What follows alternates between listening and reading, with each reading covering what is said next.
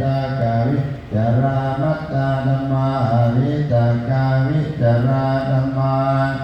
ปิติตากาตาธัมมาสุขตากาตาธัมมาอุเปกขาตากาตาธัมมาดา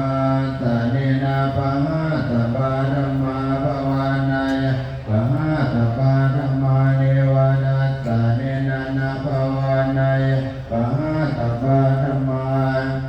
ดา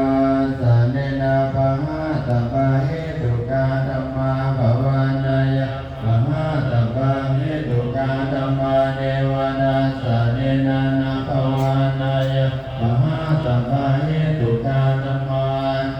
อา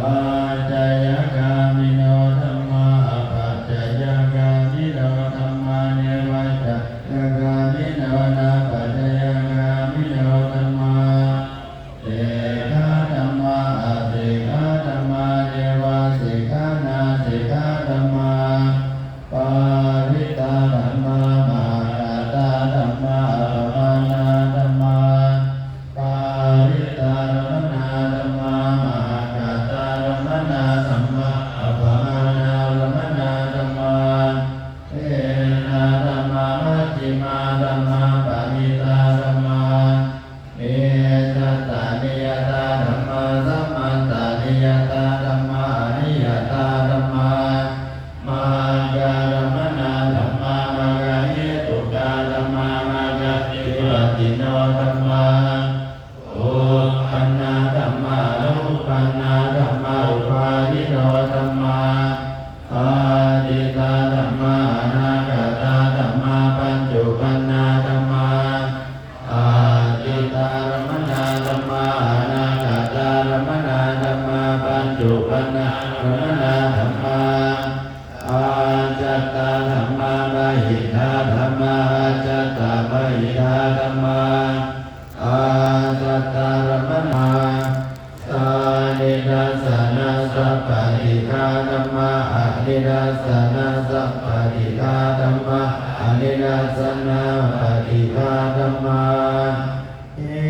ตุปัจจโยอารามณปัจจโยอาทิปฏิปัจจโยอนันตระปัจจโย